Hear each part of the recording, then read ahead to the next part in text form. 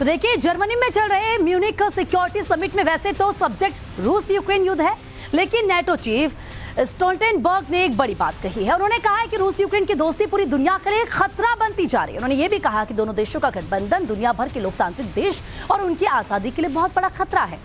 इसके अलावा वॉशिंगटन की तरफ से दावा किया गया है कि चीन रूस की लीथल यानी कि घातक हथियारों से मदद कर रहा है। और इतना ही नहीं, जो ड्रोन यूक्रेन पर कहर बरसा रहे हैं वो मेड इन चाइना है, ऐसा अमेरिका ने दावा किया है।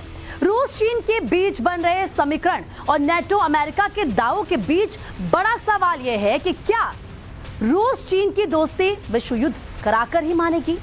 क्या रूस चीन की दोस्ती दुनिया के लिए एक बहुत बड़ा खतरा है? क्या रूस और चीन लोकतंत्र के लिए खतरा है? क्या चीन रूस को घातक हथियार दे रहा है? ये वो सवाल है जो इस वक्त खड़े हो रहे हैं। लेकिन देखिए, रूस यूक्रेन में जीता तो फिर चीन का टारगेट ताइवान होगा क्या?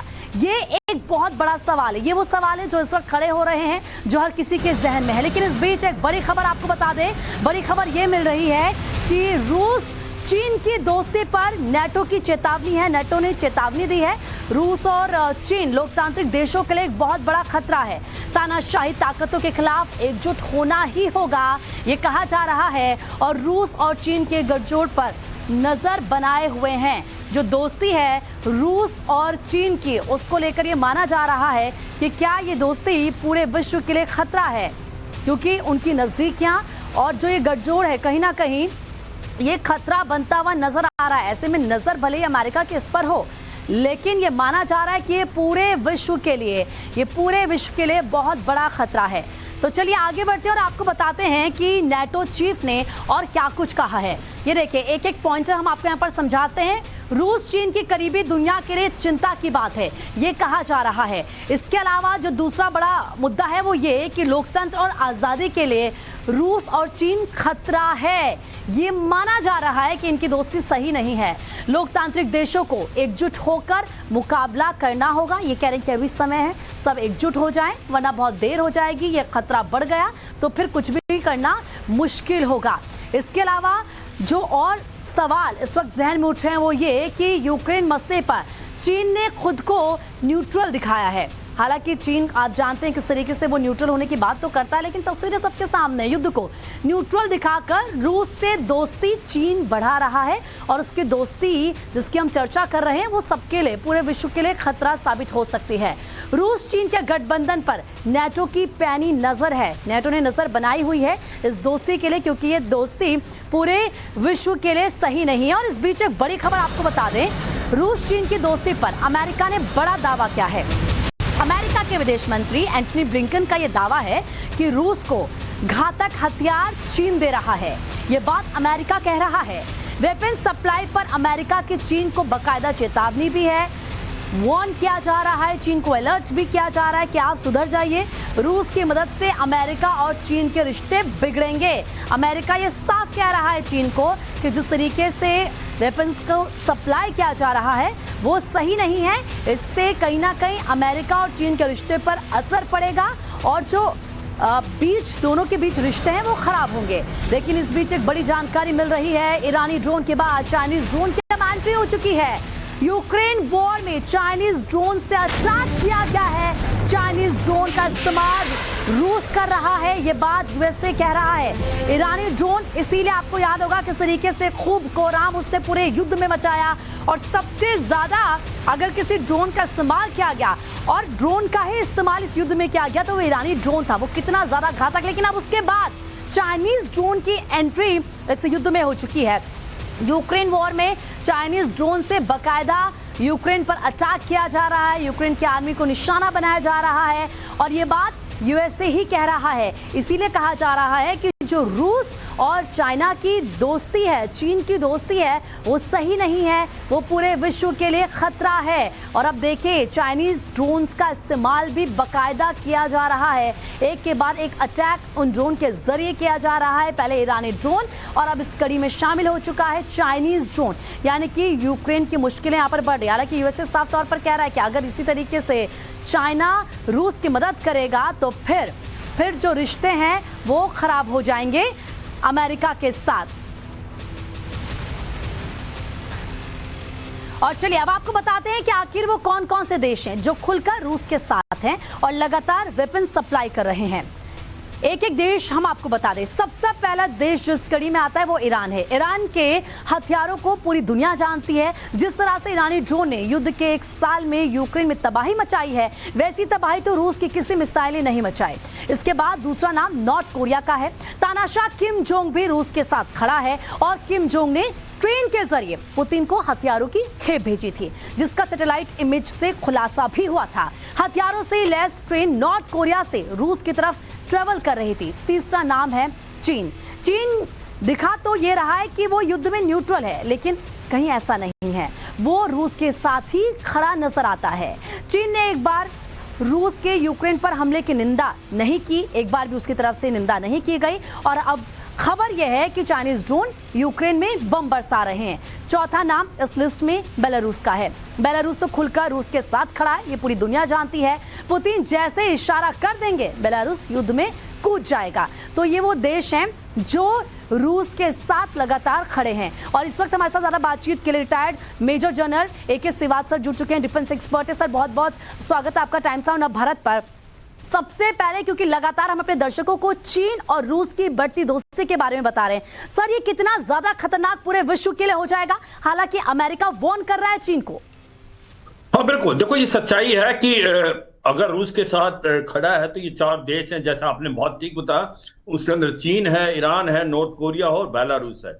और जो चीन है वो बड़ा चालाकी से काम कर रहा है। चीन जो ओपनली कोई भी सपोर्ट नहीं कर रहा रूस को, क्योंकि उसको डर है कि अगर ओपनली सपोर्ट करेगा तो फिर उसके ऊपर सैंक्शन लग जाएंगे, इकोनॉमिक सैंक्शन, जो अमेरिका यूरोप लगाएगा। और इनका ट्रेड इनके साथ बहुत है, मगर चोरी छुपे वो अभी भी इसकी हेल्प कर रहा है। सबसे ज्यादा जो मदद की है इस लड़ाई के अंदर रूस की, वो ईरान ने की। जो शाही ड्रोन है उन्होंने काफी हद तक नुकसान किया यूक्रेन का, और अभी मुजाहिर ड्रोन जो दे दिए हैं ईरान ने। इसी प्रकार नॉर्थ कोरिया ने भी कई वेपन दिए हैं। और तो ये गठबंधन है, और चीन मुझे लगता है बहुत चालाकी से वेपन दे रहा है, मगर अनाउंस नहीं कर रहा। जैसे आपकी रिपोर्ट भी बता रही है, अब चीन के ड्रोन भी इस लड़ाई के अंदर इस्तेमाल करेगा रूस।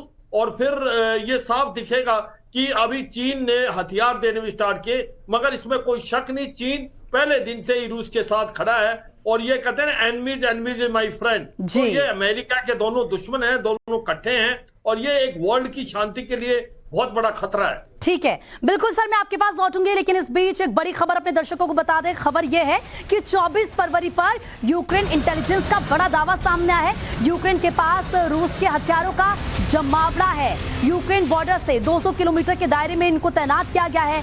यूक्रेन पर बड़े एयर अटैक की तैयारी में रूस है। सर देखिए, 24 फरवरी को तारीख बताई जा रही है कि जब यूक्रेन पर बड़े एयर अटैक की तैयारी में रूस है, यानी कि यूक्रेन के लिए खतरा एक बड़ा खतरा उसके ऊपर इस वक्त मंडरा रहा है। हाँ बिल्कुल, देखो सच्चाई ये है कि ये सुनने में आया है कि रूस ने करीब 4 से 5 लाख का जमावड़ा, उसके अंदर 1.5 से 2 हजार टैंक, RT गन्स, बस्तरबंद गाड़ियां तैयार की है 24 फरवरी के लिए। पर मुझे ऐसा लगता है कि 24 फरवरी को कोई मेजर ऑफेंसिव नहीं होगा। 24 फरवरी को ज्यादातर मिसाइल रॉकेट से फायर होगा। ये जो इसकी सिटीज है, कीव, खार्किव, उड़ीसा, खारासन, जापोरिजिया, क्योंकि जो बड़ा हमला होगा वो होगा मार्च के महीने में, क्योंकि वो उसको बोलते हैं स्प्रिंग ऑफेंसिव। उसकी वजह यह है अभी भी वहां पर बर्फ पड़ी हुई है और पानी के कारण जमीन सौगी है और वहां पर टैंकों का चलना मुश्किल है। मगर जैसे ही 15 मार्च के बाद जमीन हार्ड हो जाएगी तो यह पक्का जो है रूस आर पार की लड़ाई करेगा। एक बेलारूस से अटैक करेगा जो कि वो कीव की तरफ जाएगा, दूसरा वो डोनबस के इलाके से करेगा जो कि वो सेंट्रल यूक्रेन में आएगा, और तीसरा साउथ से करेगा क्रीमिया से। तो 3 मल्टीप्रोंग अटैक करेगा, मगर वो स्प्रिंग एक्शन होगा। ये सच्चाई है कि 24 फरवरी को ये रॉकेट और मिसाइल से बहुत ज्यादा फायर, और डोनबस के इलाके में जहां पर बिल्टअप एरिया की लड़ाई है, जहां पर बानकूट है या आपका सोल्दर है, यहां पर लड़ाई की इंटेंसिटी भी बढ़ेगी। ठीक है सर, Overall, बिल्कुल, क्योंकि सर खतरा यहाँ पर यूक्रेन के लिए है और इसीलिए हम इसको लेकर लगातार बात भी कर रहे हैं। लेकिन जिन हथियारों का जिक्र किया जा रहा है कि हथियार तैनात किए गए हैं, वो कौन से, वो अपने दर्शकों को बता दें और फिर उनके बारे में आपसे मैं बात करूंगी। देखिए वो कौन कौन से हथियार है। बैटल टैंक जिसका जिक्र किया जा रहा है 1800, जिसका हम जिक्र यहाँ पर कर रहे हैं कि इसकी पावर कितनी है। आर्म्ड व्हीकल 3500 आर्म्ड व्हीकल तैनात किए गए हैं, ये उनकी संख्या हम आपको दरअसल बता रहे हैं। फाइटर जेट 450 है, बड़ी संख्या में देखिए किस तरीके से हथियारों को तैनात कर दिया गया है। अटैक हेलीकॉप्टर 300 अटैक हेलीकॉप्टर्स को तैनात किया गया है। मल्टीपल रॉकेट लॉन्चर भी तैनात कर दिए गए हैं। इसके अलावा ब्लैक सी में कैलिबर मिसाइल को तैनात कर दिया गया है यूक्रेन की घेरेबंदी के लिए। ब्लैक सी में क्रूज मिसाइलें भी तैनात हैं। सब कुछ तैनात कर दिया गया है रूस की तरफ से और इसीलिए कहा जा रहा है, ये बात खुद जो यूक्रेन का इंटेलिजेंस है वो कह रहा है कि 24 फरवरी वो तारीख है जब उनको खतरा बहुत ज्यादा है। तो देखिए किस तरीके से कितने हथियार तैनात किए गए हैं, उनकी संख्या लगातार हमने आपको बताई। लेकिन जरा आप समझिए, क्योंकि जब हम यहाँ पर एक एक चीज की बात कर रहे हैं, फाइटर जेट की बात कर रहे हैं, मल्टीपल रॉकेट लॉन्चर की बात कर रहे हैं, ब्लैक सी में किस तरीके से कैलिबर मिसाइल तैनात की गई है, तो खास बात यह है कि इन मिसाइलों को यूक्रेन बॉर्डर से महज 200 किलोमीटर की दूरी पर प्लेस किया गया है। वो इसीलिए ताकि हथियार यूक्रेन के हिमार्स रॉकेट सिस्टम से बचे रहें। पुतिन का इरादा मार्च एंड तक, जैसे कि सर बता भी रहे थे, पूर्वी यूक्रेन के 4 इलाकों पर फुल कंट्रोल का है। पहला अटैक डोनेस्क पर होगा और उसके बाद लुहांस्क और डोनेस्क वो इलाके हैं जिनके लिए खुद पुतिन ने सेना को टारगेट दिया है। ये इलाके मार्च एंड से पहले आजाद चाहिए, रूस का फुल कंट्रोल इन पर होना चाहिए। तो देखिए हमने आपको बताया किस तरीके से स्ट्रैटेजी यहाँ पर रूस ने बनाई है और इसीलिए उसने कहां पर कितने हथियारों को तैनात किया है, क्या उसकी तैयारी है। लेकिन इस बीच एक बड़ी खबर आपको बता दें, जेलेंस्की के सलाहकार मिखाइल का बड़ा दावा सामने आया है। उनका कहना है कि 24 फरवरी को मिसाइल अटैक रूस उन पर करेगा। मिसाइलों की ताबड़तोड़ बारिश रूस की तरफ से की जाएगी। 24 फरवरी को 3 बार मिसाइलों की लहर आएगी। तो देखिए कहीं ना कहीं क्योंकि रूस को ये पता है, रूस ये जानता है कि वो किस तरीके से अटैक करेगा यूक्रेन पर और यूक्रेन भी ये बात जान रहा है, इसीलिए खुद जेलेंस्की के जो सलाहकार हैं वो खुद ये बात कह रहे हैं कि 24 फरवरी वो तारीख है जब रूस की तरफ से हम पर अटैक किया जाएगा। मिसाइलों की ताबड़तोड़ बारिश रूस उन पर करेगा, यानी कि उनके इनपुट्स उनको ये बता चुके हैं कि कितना बड़ा खतरा उनके लिए 24 फरवरी होने वाला है और इसी को लेकर लगातार हम बात भी कर रहे हैं। लेकिन इस बीच एक बड़ी अपडेट आपको दे दूं, यूक्रेन फोर्सेस पर रूस का ब्लैक सी से अटैक। रूस ने ब्लैक सी से कैलिबर मिसाइल दागी। अभी मैं आपको बता भी रही थी कि ब्लैक सी में कैलिबर मिसाइल को तैनात रूस की तरफ से किया गया है और अब अपडेट ये मिल रही है कि यूक्रेन फोर्सेस पर देखिए ब्लैक सी से रूस ने अटैक भी शुरू कर दिए हैं। वो अटैक की तस्वीरें हम आपको दिखा रहे हैं क्योंकि बहुत ही चालाकी के साथ रूस ने स्ट्रैटेजी बनाई और उसने अपने खतरनाक हथियारों को तैनात कर दिया है। एक बार फिर से सर का रुख कर लेते हैं सिवात सर, क्योंकि लगातार हम ये तो बता ही रहे हैं कि कितनी दूरी पर कौन कौन से मिसाइल है, लेकिन उसकी तस्वीरें आना शुरू हो चुकी है। घेरेबंदी रूस की तरफ से पूरी कर ली गई है यूक्रेन को लेकर, लेकिन यूक्रेन एक बात जानता है कि हम पर जब अटैक होगा तो सर जाहिर सी बात है उनकी तरफ से भी तैयारियां पुख्ता की जाएंगी। हाँ बिल्कुल, देखो ये सच्चाई है कि 24 फरवरी को मिसाइल और रॉकेट अटैक बहुत जबरदस्त होने वाला है यूक्रेन पे और इस बार ये है ब्लैक सी से भी जो मिसाइल हैं उनका भी इस्तेमाल होगा। उसके बाद आपका जो डोनबस के इलाके से भी, बेलारूस से भी, मगर जो मेजर ऑफेंसिव आएगा वो 15 मार्च के बाद आएगा। मगर ये सच्चाई है, इंटेंसिटी अब लड़ाई की बढ़ेगी। अब रूस का इरादा है कि जो इलाका इसने जीत लिया है, जिसको उसने इंडिपेंडेंट डिक्लेयर कर दिया है, वो उसका एक प्रकार से पूरी तरीके से कंट्रोल ले। जो है आपका खार्किव से स्टार्ट होकर डोनबस का इलाका, अब बेसिकली डोनस्क और लुहांस्क एरिया, जापोरिजिया और खारासोन, उसके अंदर वो एक इलाका और मिलाना, ओडेसा। वो क्यों मिला रहा है? क्योंकि वो इसको लैंडलॉक कंट्री बनाना चाहता है यूक्रेन को। अगर उसको भी जीत लेगा तो फिर ब्लैक सी से मिलाप नहीं रहेगा यूक्रेन का। मुझे लगता है ये इसका इरादा है और उसके बाद वो चाहेगा कि कोई ना कोई एक प्रकार से बातचीत हो। ये अब उसके हिसाब से चल रहा है। मगर अब जो यूक्रेन सोच रहा है, यूक्रेन दो बातें कर रहा है। यूक्रेन एक तो सच्चाई उसको मालूम है कि युद्ध की इंटेंसिटी बढ़ेगी, और ये बढ़ने के कारण वो बार बार कह रहा है जो नेटो और अमेरिका को, मुझे हथियार ऑफेंसिव चाहिए, मुझे टैंक्स चाहिए, जिस प्रकार से चैलेंजर 2 की बात हो रही है, लेपर्ड 2 की बात है, इब्राहिम एम की, और मुझे एयरक्राफ्ट चाहिए, मुझे फाइटर एयरक्राफ्ट चाहिए, क्योंकि अगर मुझे जो रूस का ऑफेंसिव को रोकना है तो मुझे एक प्रकार हवाई जहाज चाहिए, मुझे टैंक चाहिए, टैंक टू टैंक बैटल। मुझे लगता है ये उसको मिलेंगे और ये लड़ाई एक बहुत भयानक रूप लेगी, क्योंकि इतना आसान नहीं होगा रूस के पास, क्योंकि यूक्रेन अभी भी बहुत अच्छी तरीके लड़ रहा है और उसको हथियार जो है, साल हो गया है, लड़ाई अभी भी जारी है। सर आपने बिल्कुल सही कहा, और क्योंकि रूस की ताकत हर कोई देख चुका है, लगातार उन हथियारों का आंकड़ा भी मेरे दर्शकों को बता रहे हैं। बहुत बहुत शुक्रिया सर आपका हमारे साथ जुड़ने के लिए।